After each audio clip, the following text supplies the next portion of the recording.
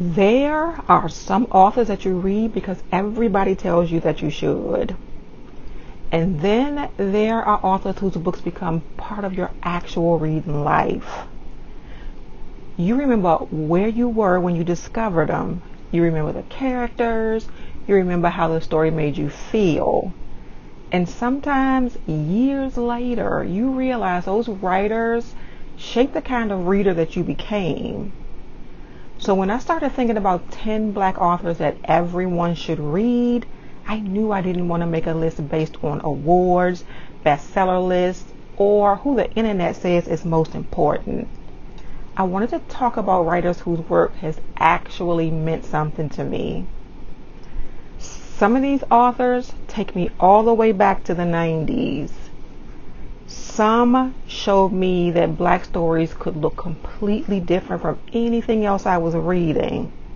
And some introduced me to characters I still haven't completely let go of.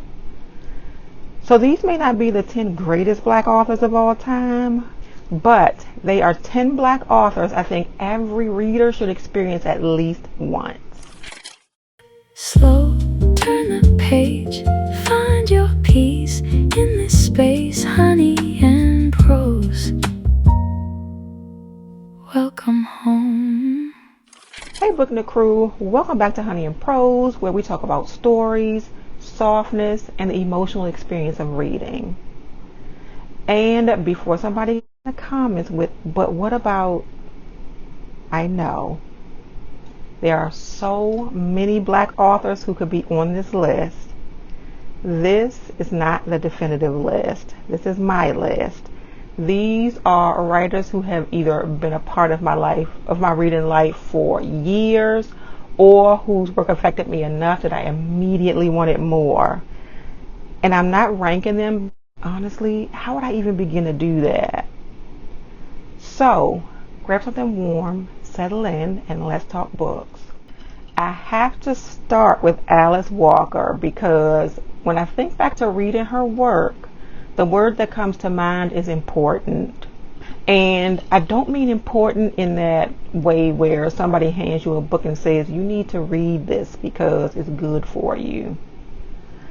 Her stories just felt important to me while I was reading them. At the time, I was reading plenty of romance, popular fiction, all the books everybody was talking about. And then I would pick up Alice Walker and it felt different. Her work asked me to sit with things. Women, family, race, pain, identity. The things that people survive and the things they sometimes carry for generations. There was weight to the story, but they were still stories. That distinction matters to me. I never felt like I was being assigned a lesson. I felt like I was being allowed into the lives that deserved my attention. And that's one of the reasons that Alice Walker belongs on the list. Sometimes you want a book to entertain you, and sometimes you finish a book feeling like you understand something or someone a little differently than you did before. Alice Walker gave me that. Now listen, if you were reading black fiction in the 90s, Terry McMillan was that girl. She just was. There was just something about her books that felt like people we knew. The friendships, the relationships, the mess, the humor. The women trying to figure out love while also trying to figure out themselves. And what I remember most is that these were black women allowed to have full lives on the page. They could be successful and confused, strong and heartbroken, funny and making absolutely terrible decisions. They weren't there to represent all black women. They were just allowed to be people. And at the time, Terry McMillan was part of the culture. You didn't just read the books, you talked about the books. You talked about the characters. You had opinions. For me, she represents an entire period of my reading life. And I think younger readers who only know some of these titles through movies or through cultural references should go back and actually read Terry McMillan, because there is a reason that those stories lasted. Eric Jerome Dickey takes me right back to that same era. I loved his books in the 90s. And this is one of those authors where nostalgia is absolutely part of why he's on my list. I can't separate the books from the period of my life when I was reading them. Their relationships were complicated. The characters were flawed. People were cheating and lying and falling in love and falling apart and trying to put everything back together. And I was there for all of it. What I appreciate looking back is how memorable his characters were. You could get completely caught up in their lives, and that's something that I value even more now as a reader. I don't necessarily need a perfect character. I need somebody interesting enough that I care what happens to them. Eric Jerome Dickey knew how to create those people. So when I talk about authors who helped shape my reading life, I cannot leave him out. His books were part of my reading history.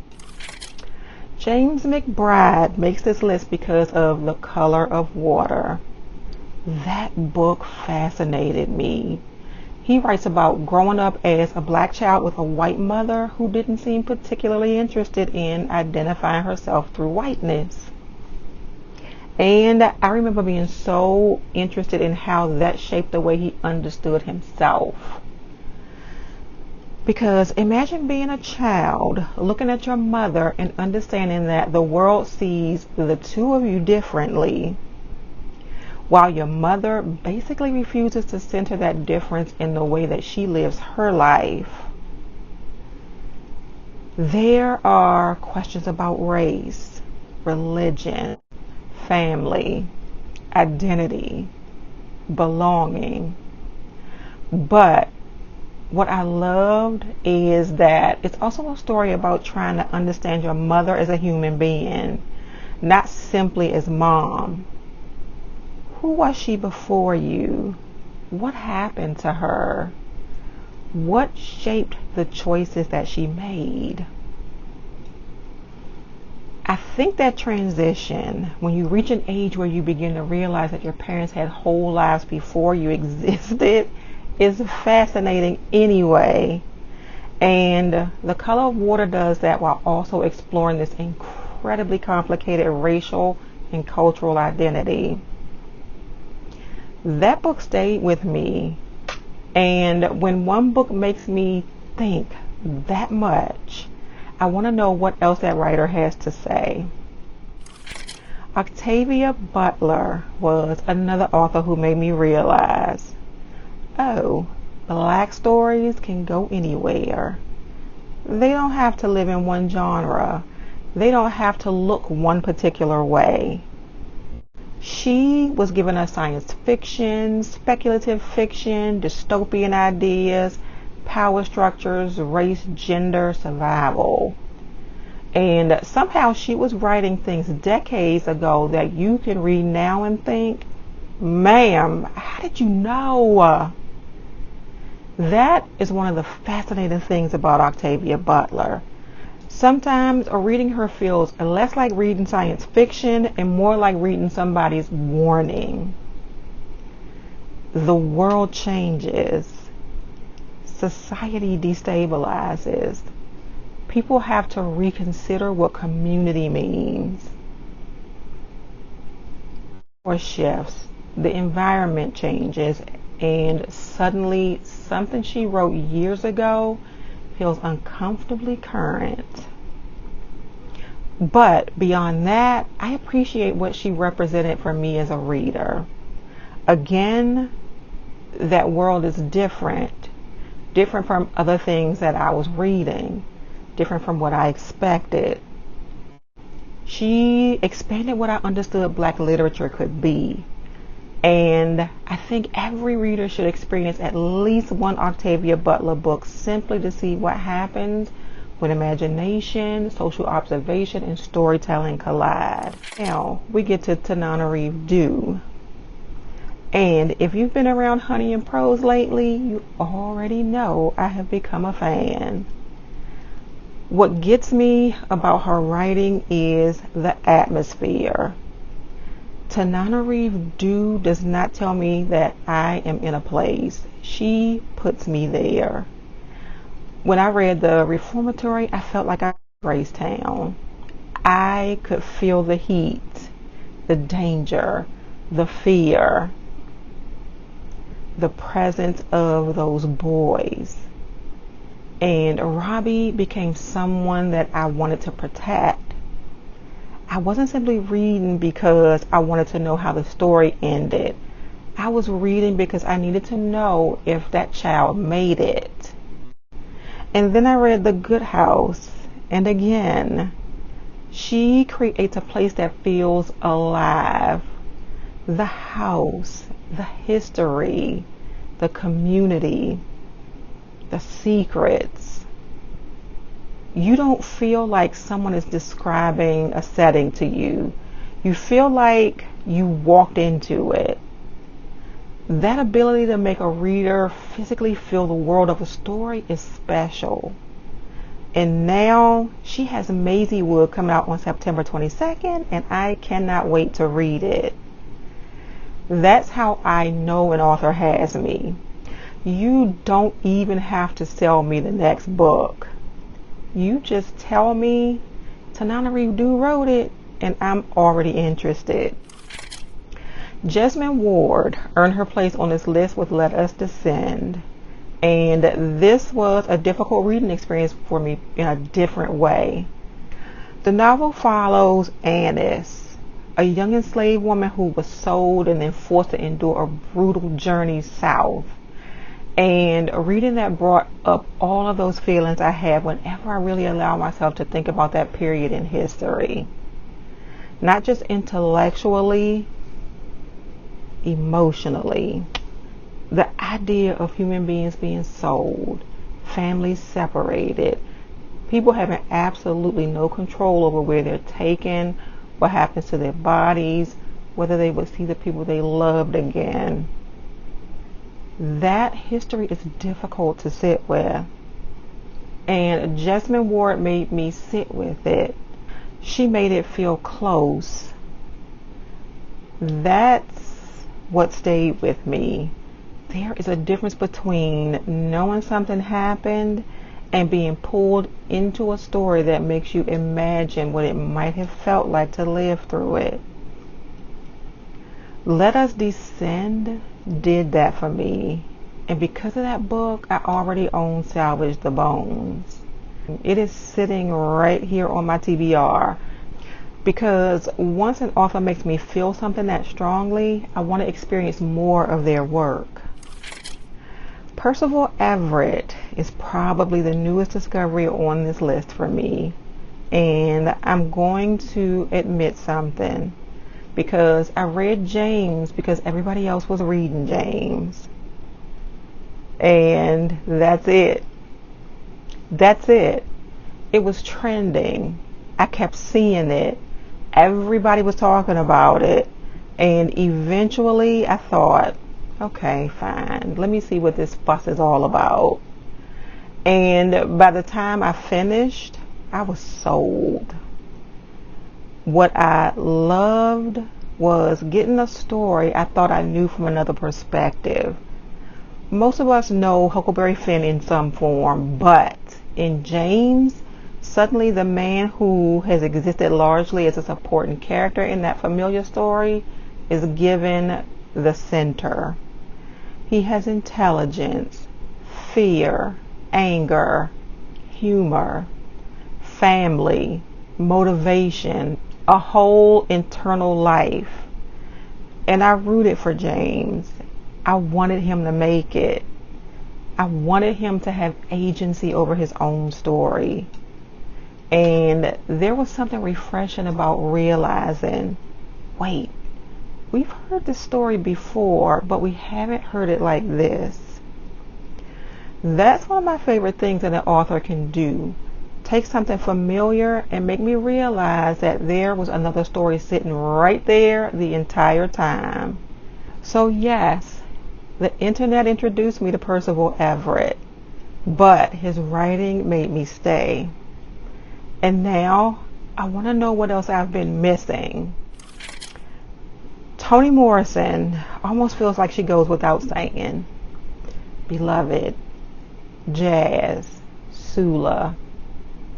Those are classics to me. And when I say classics, I don't mean books that we respectfully place on a shelf because somebody told us they're literature. I mean stories that continue to live. Stories that people keep discussing.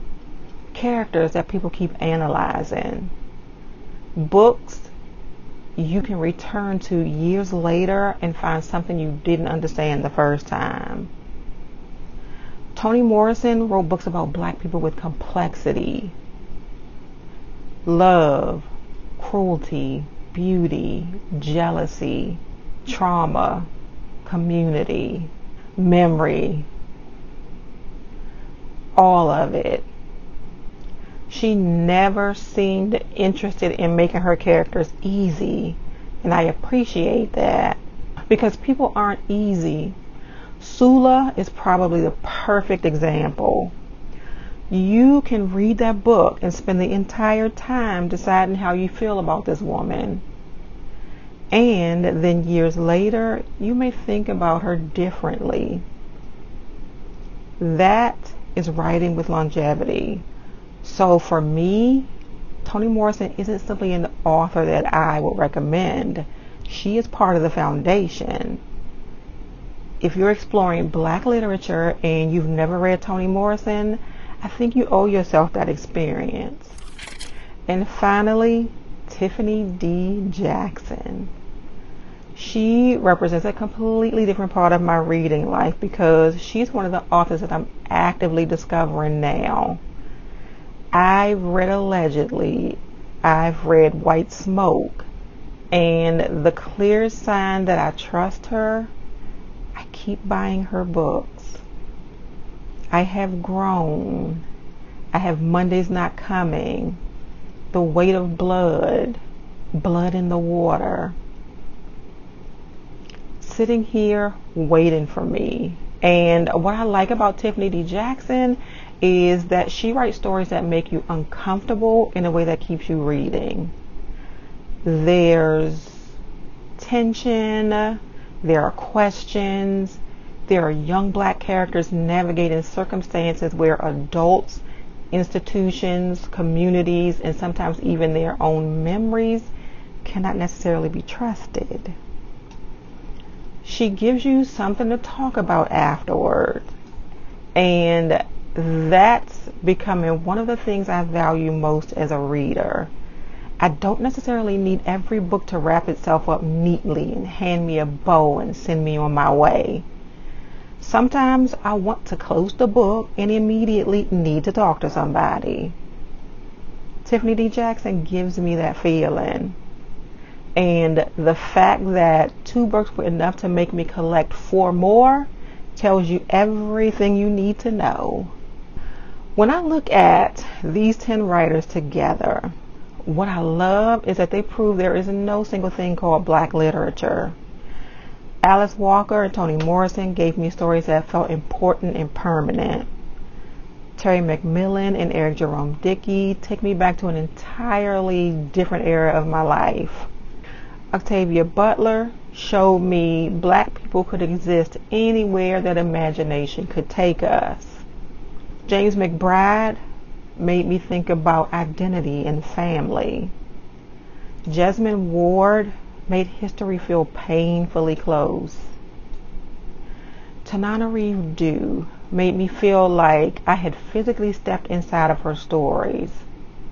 Percival Everett took something familiar and made it new. And Tiffany D. Jackson represents all the writers I'm still discovering And that's the beauty of it. Black authors have given us romance, horror, science fiction, literary fiction, historical fiction, mystery, family sagas, stories about joy, stories about trauma, stories about the past, stories imagining our future. There is no single black story, and there never was. Now, I want to hear from you. Who is the black author you think everybody should read at least once? And don't just give me the name. Tell me why. Tell me what book I should start with, because there are always more writers to discover, and I already know you all are about to make my TBR even more ridiculous. If you enjoyed this conversation, please like the video, share it with another reader, and subscribe to Honey and Prose. Around here, we're not just looking for the next book to finish. We are looking for the stories and the people that stay with us after we close it. Now, go drink something warm, pick up something good, and I will see you in the next chapter.